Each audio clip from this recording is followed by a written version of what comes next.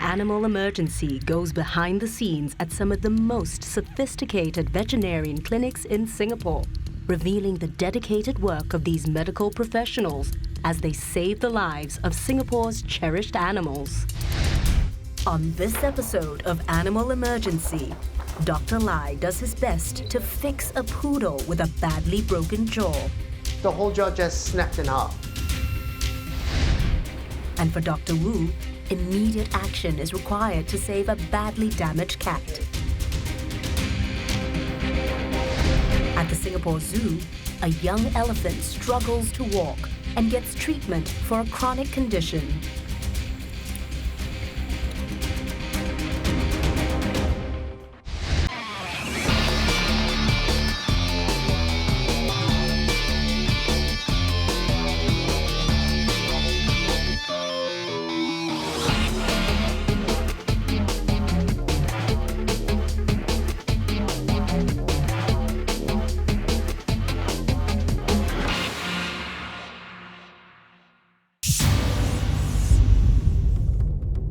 Tia, an animal rescuer, arrives at the Animal Recovery Center with a badly damaged poodle named Faith. Tia rescued Faith from shocking conditions at a dog breeding center.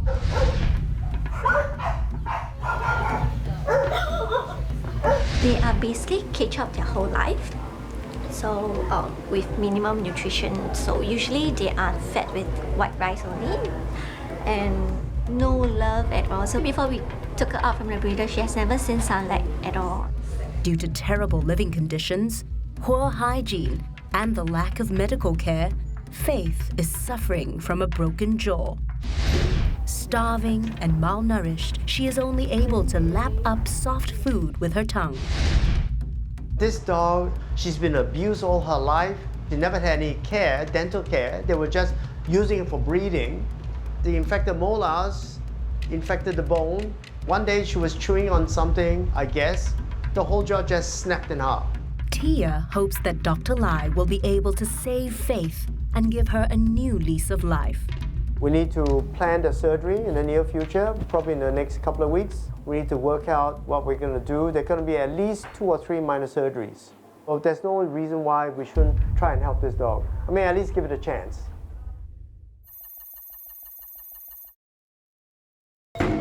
It is now 2 weeks later. Faith is back at the Animal Recovery Center, where she is scheduled for an operation.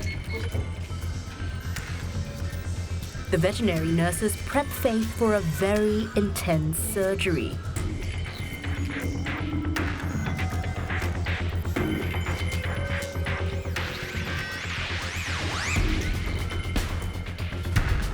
This is the first major operation that Faith will undergo, and the team is hoping for a successful outcome. Dr. Lai is still uncertain if he will be able to fix Faith's jaw. Before he can be sure, he needs to assess the damage.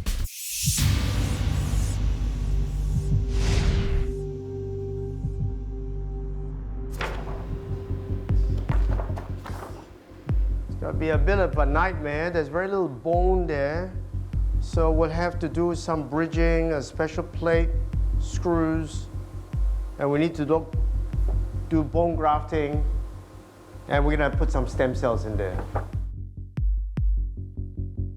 To use the jaw again, 50-50, but there's still a chance. Okay, good, let's go. The surgery will not be straightforward. Dr. Lai needs to establish if Faith has other complications that might jeopardize her survival and suitability for surgery. Dr. Lai maps out what needs to be done for the operation. Disappointment in that eye, right? But the only way for Dr. Lai to be absolutely certain about the extent of her condition is to open the area around Faith's jaw and assess the fracture. There'll be a lot of pitfalls, of course, there are possible pitfalls, so we need to be very careful. Over at Companion Animal Surgery, Another animal's life is hanging in the balance. Foxy, a snowshoe cat, fell from the window of his owner's 6-story flat.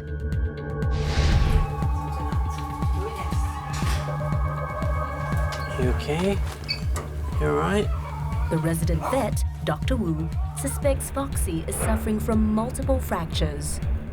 It's quite stressed and I think a bit unstable, a bit in shock. So we're probably gonna do some bloods later and just to try to figure out and ascertain what exactly is happening. Apparently this cat had pelvic fractures that we're gonna investigate a bit later on. Foxy has a dislocated tailbone. He is also suffering from fractures to both sides of his pelvis. The inner side there's another sharp edge here, so it's actually fractured like that. If these two fractures are not fixed, Foxy will not be able to walk again.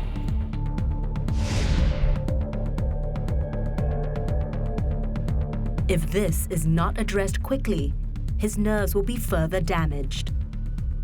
For Foxy's case, some nerves gets damaged. He can't control his urination, can't control his defecation. Quality of life is compromised.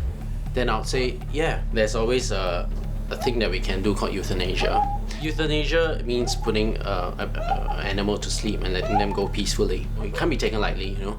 It's something that everyone has to come to peace with before we actually decide to go ahead. Dr. Wu has seen many cases where animals have to be euthanized because of the extent of their injuries. It might be the best thing to do for the pet. Foxy's surgery will cost Michelle thousands of dollars. Will she choose to go through with the operation? Or will she decide to have Foxy put down?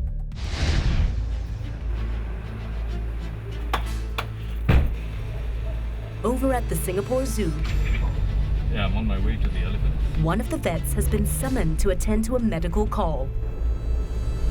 A young Asian elephant named Dun has been struggling to walk on all fours. The keepers alert Dr. Abraham that the elephant might be suffering from a toe infection.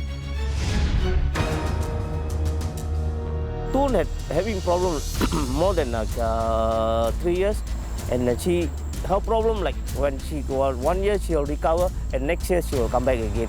This toenail problem doesn't solve in captivity easily.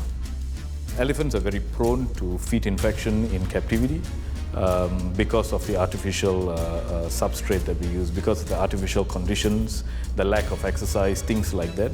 We have to trim that toenail out, make sure that we can clean out that infection that's happening inside, because it's quite dangerous. If it actually spreads upwards, it can actually affect the whole elephant.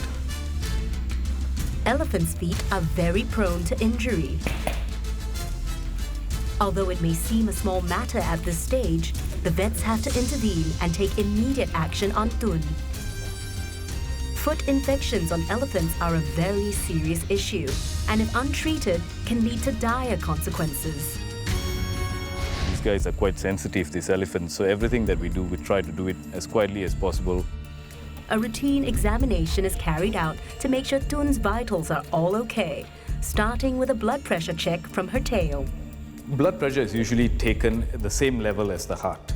So in a human being, when you go and see a medical doctor, he makes you sit down on the chair, you sit up straight, and you place your elbow on his table. And then he will place the cuff on your left arm, which is at the same level of your heart. Body temperature of elephants are usually monitored by actually taking the temperature of the feces itself. Why we took it out from the rectum itself is so we get a fresh bolus. Fresh feces samples will ensure an accurate temperature reading.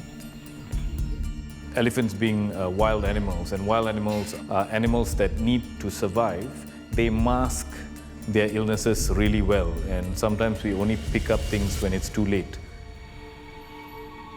I think that's an interesting thing.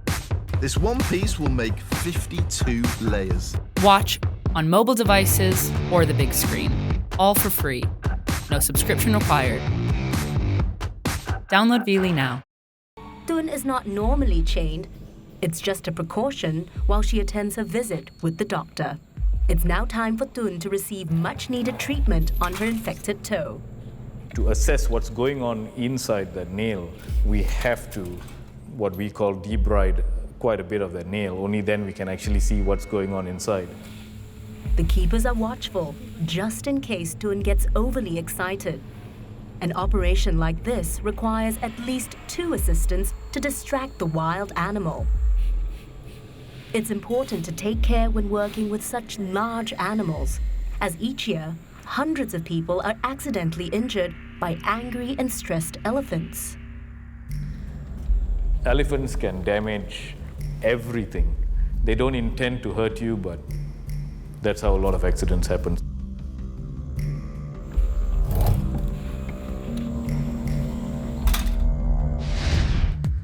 Back at Companion Animal Surgery, Michelle, the owner of Foxy the cat, has decided to go forward with the operation. Despite the costs, euthanasia is not an option. He used to stay with me, so I think it's difficult when you wake up and he's not there. With Michelle's decision, Dr. Wu preps Foxy for an operation to save his legs. We'll be doing some surgery on him, put in some implants to fix the hip and the pelvis together, okay, so that he can stand and walk again, hopefully. Now, this procedure is a bit more complicated because we have the left and right side of the pelvis fractured. A broken pelvis is a very common injury to occur in cats. The speediness of recovery will depend on the severity of Foxy's internal injuries. For Foxy, he's a very young cat. He hasn't sustained any other kinds of injuries internally except for a very, very mild liver trauma. Blood in the urine is probably caused by the trauma of the pelvis fracturing and getting the bone fragment getting displaced and injuring the urethra itself, and that's why there's some inflammation, some bleeding. As a result of Foxy's injuries, he is unable to maintain his own hygiene. If untreated, it could lead to infection and disease. The damage that Foxy has sustained is in the area that holds his hindquarters together. It's a weight-bearing area that, if not fixed, will make it almost impossible for Foxy to walk. It's a delicate operation to secure the implant and will take Dr. Wu around 4 hours to complete.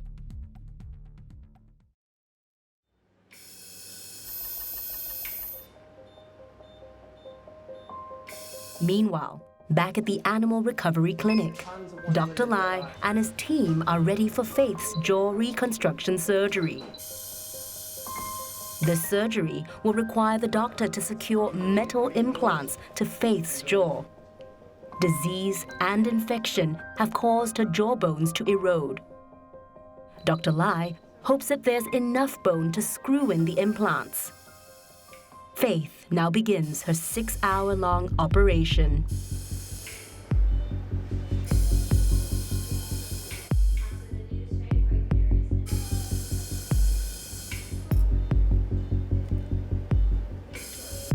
Tia watches patiently, hoping that Faith will make it through. Well, there's a fracture, if you can see it on the... Can you guys see it? That's a break. We are really going micro here. We put the plates and screws in.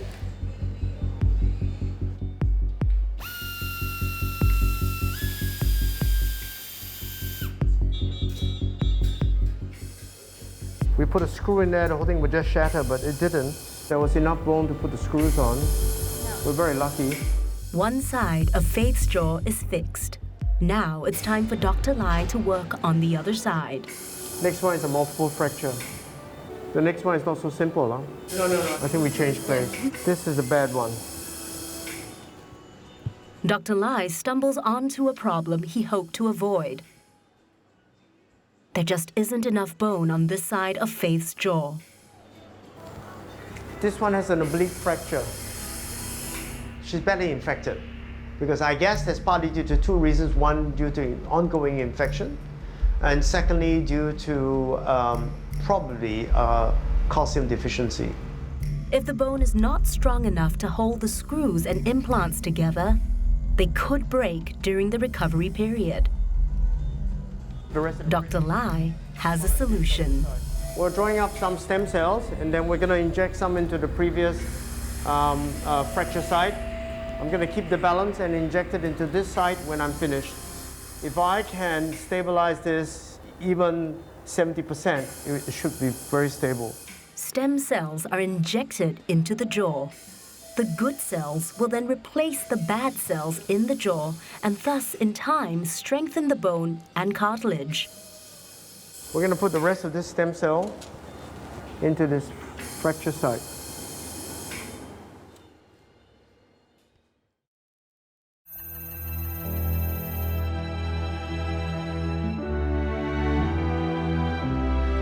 Faith finally wakes up from her 8-hour ordeal. She's kept warm in an incubator to recover. Her jaw is looking good, but it's still not over for poor Faith. She will require 2 more surgeries before she can fully use her jaw again, but the results are promising. She woke up quite nicely. We made sure her blood pressure was good. She was kept warm throughout the whole surgery. And we took some x-rays the following day for all the swelling to go down. It looked great.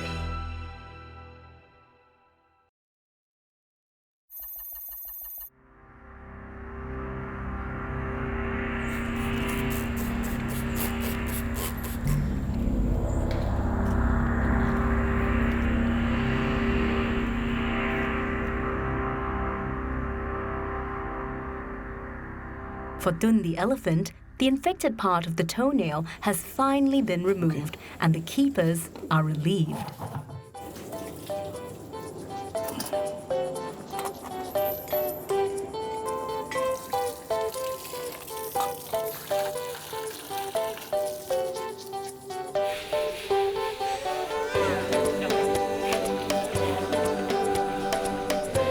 Dun was exceptionally well behaved, so the keepers reward Dun with a bath and some fresh hay.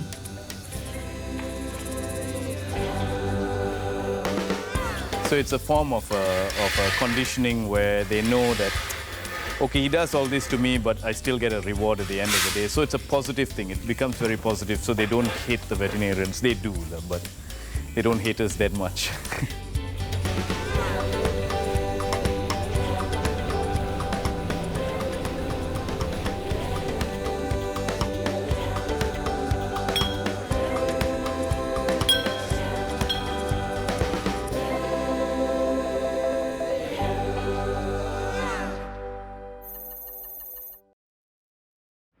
Foxy's 4-hour ordeal is finally over. Michelle's brother arrives at the clinic to collect Foxy following the operation. So I want you to keep him in the crate with the litter tray in there. Okay, so on the right side, this fracture has been fixed with a platelet with screws on. It's quite solid now. Okay, I'm quite happy how it's going. He's actually walking. Not walking 100% though, but you know, walking slowly, very, very gingerly. You can see that the tail is still a bit floppy. It still can't wag the tail because remember it's fractured. So we've since taken out the urinary catheter as well, and it's still able to urinate. So we're quite happy with that. Make sure the most important thing I want you to do at home, right? He's not jumping around, he must be in the crate. Dr. Wu explains the post-surgery procedure to ensure Foxy's smooth recovery.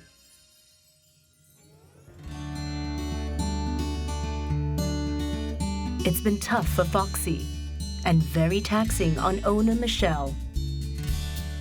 The doctor said that he's only available during my working hours, so it's quite upset I couldn't pick him up.